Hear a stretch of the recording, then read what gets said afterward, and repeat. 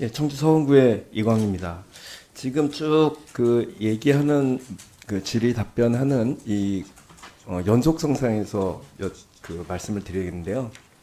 장관님의 의견과는 다르게 저는 내란의 수괴인 그 윤석열의 비상계엄 선언이 계엄법의 선포 조건에도 부합하지 않고 절차적 하자가 있었다고 생각을 하기 때문에 위헌적이고 위법적 계엄 선포라고 생각을 합니다.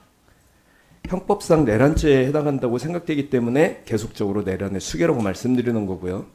더 나아가서 작당하고 병기를 휴대하고 반란을 일으킨 군 형법상 반란죄에 해당한다고 생각을 합니다.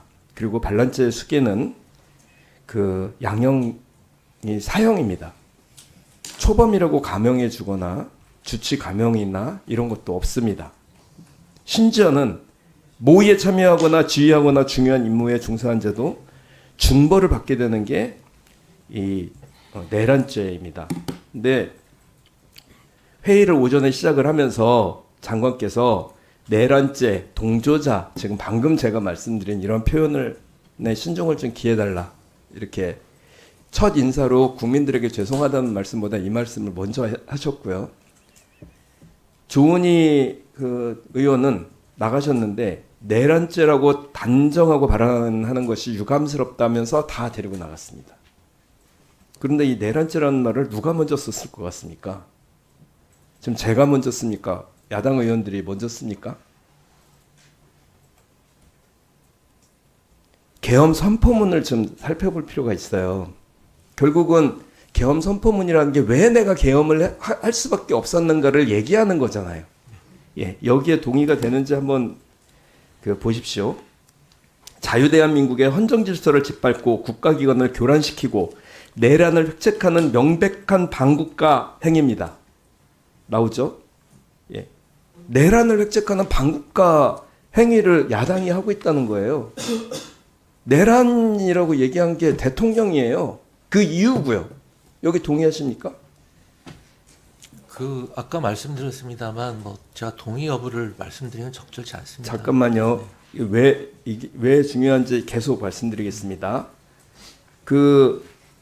장관께서는 전국 사항이 위중하다고 대통령이 보시는 것 같다. 네. 그 위중한 내용으로 아까 장관님께서도 계속 말씀하시려고 한 게 바로 이 계엄 선포문에 있는 민주당의 계속되는 관료의 탄핵 소추에 대한 문제.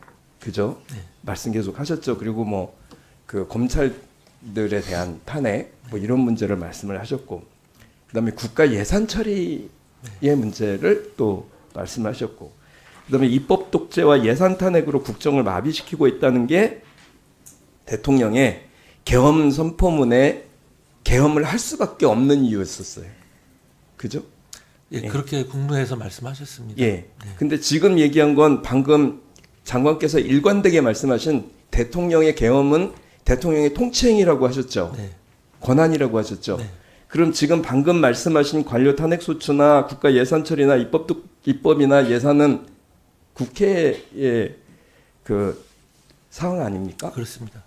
그런데 국회의 법률적 권한을 가지고 하는 것에 대해서 이게 문제가 있어서 계엄을 했다는 겁니다. 이게 말이 맞다고 생각하십니까? 근데 역대 대한민국 유사 이래 국회에서 한 행동을 가지고 이게 국기문란 행위고 내란죄이고 그래서 반국가 행위라서 계엄을 선포한다고 얘기한 이런 사람이 있나요? 그러니까 이제 비상계엄에 대해서는 국회에서 요구하면 바로 이제 해제를 해야 되지 않습니까? 잠깐만요. 그리고요. 이게 왜 중요한지 또 말씀드릴게요. 조금 더 나가면은 국회를 범죄자 집단의 소굴이 되었고, 저희 다 범죄자 지금 소굴이에요.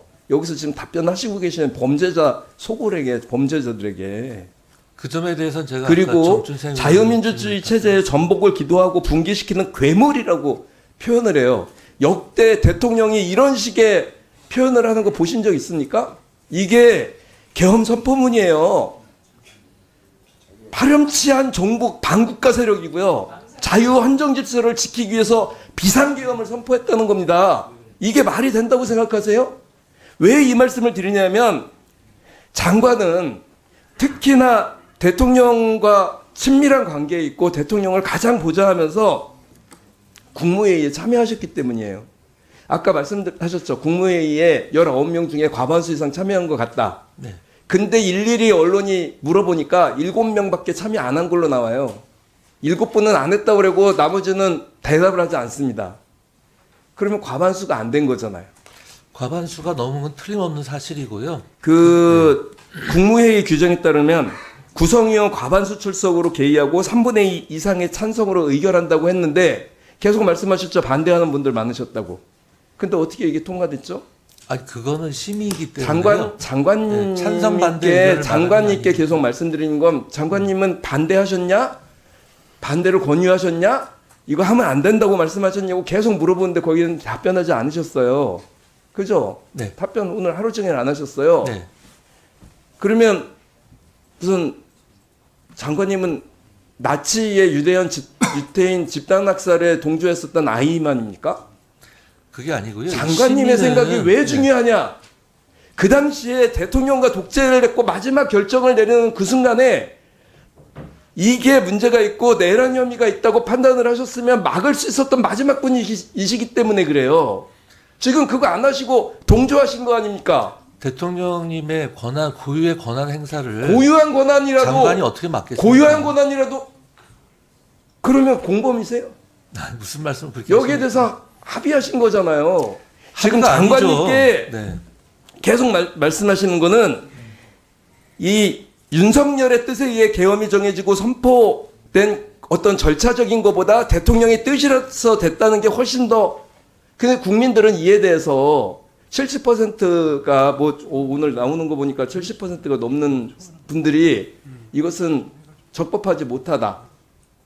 적당하지 못하다고 판단하고 있어요. 그리고 탄핵을 해야 된다고 생각을 하는 문제입니다.